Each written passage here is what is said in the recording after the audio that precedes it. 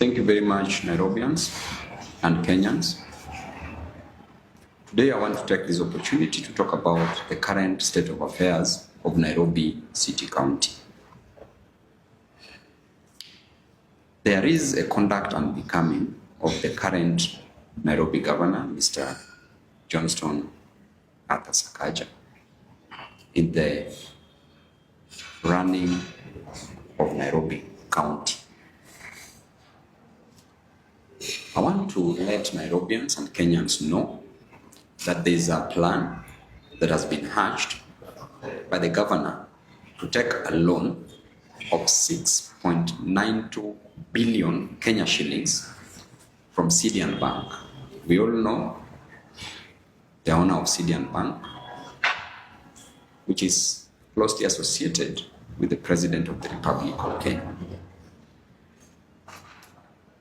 When the cooperation was signed between the county government and the national government, Governor did clearly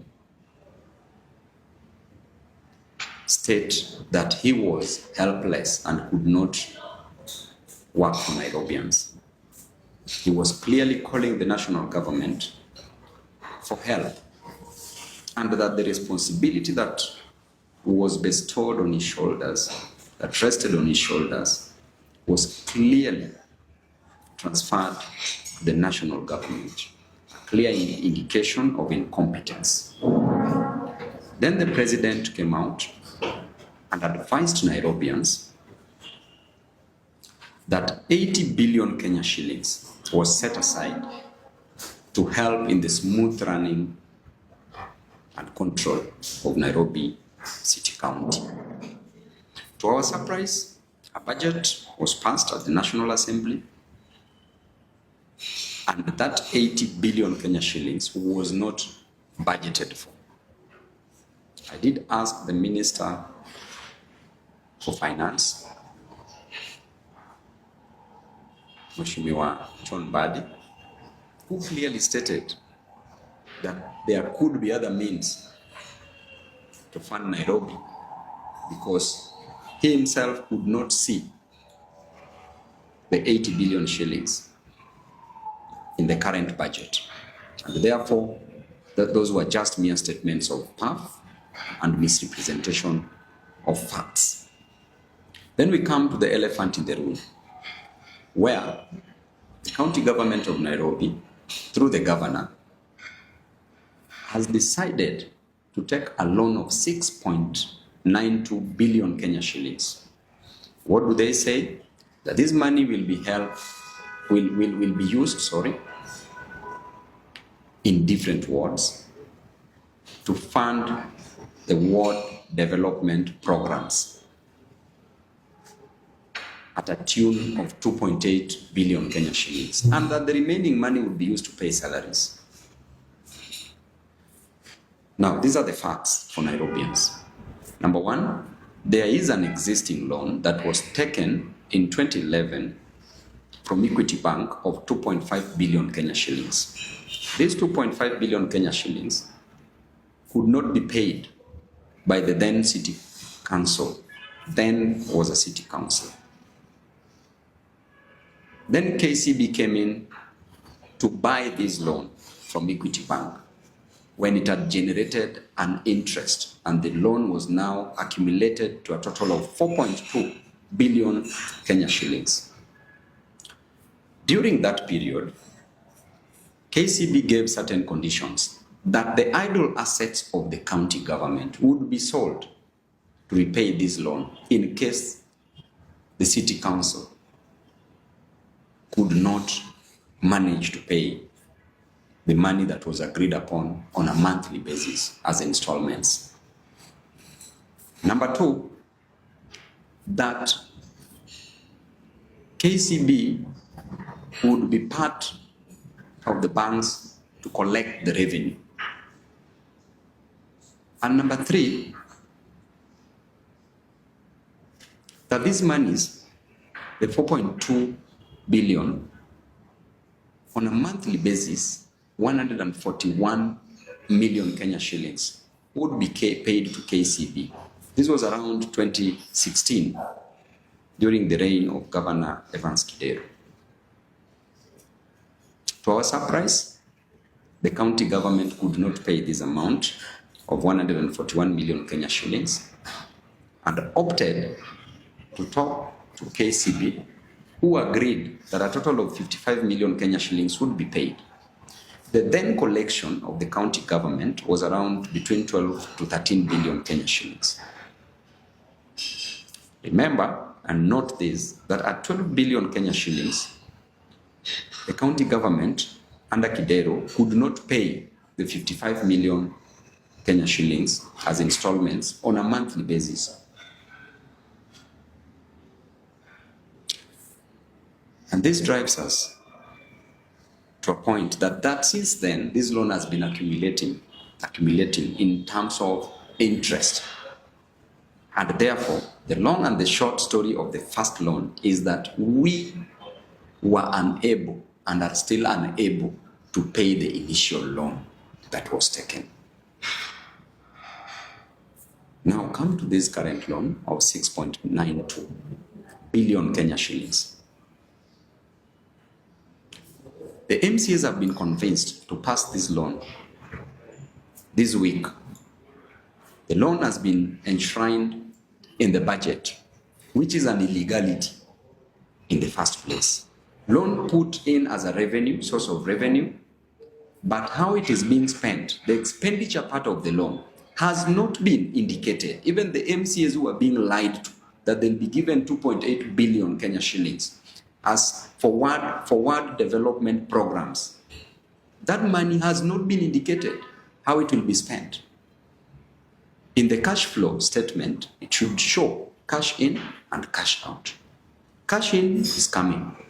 Cash out has not been shown, which means that this money is going to be used for campaigns. This is money that is going to be stolen. This is money that is going to be defrauded.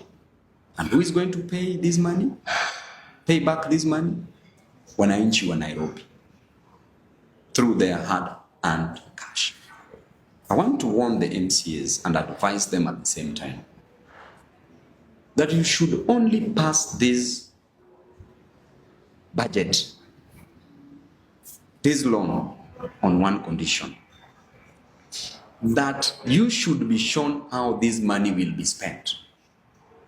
Because Governor Sakaja has refused to produce documents to show you the expenditure side of this money. And therefore, even your world development programs is not safe. If 2.8 billion is going for the World Development Fund, the remaining amount of money, over 4 billion, will be used for what? Not shown. I want to tell you and remind you of what I've just said, that during Kidero's era, Kidero used to declare an on-source revenue of 12 billion Kenya shillings annually.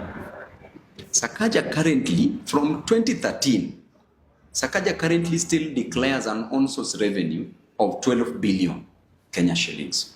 Recently, 2025-2026 financial year, he declared an on-source revenue of around 13.8 billion Kenya shillings, which included revenue collected from hospitals. Then there was no hospital. So subtract around 1.2 billion Kenya shillings that comes from hospitals. Therefore, from 13.8, we remain with 12.6 billion Kenya shillings, which is an equivalent of what used to be collected in 2016. 2013-2016. Does this make sense to Nairobians? It means that money that is being declared as on-source revenue is undervalued. They are declaring less amount of money. So which means that there's fraud taking place there.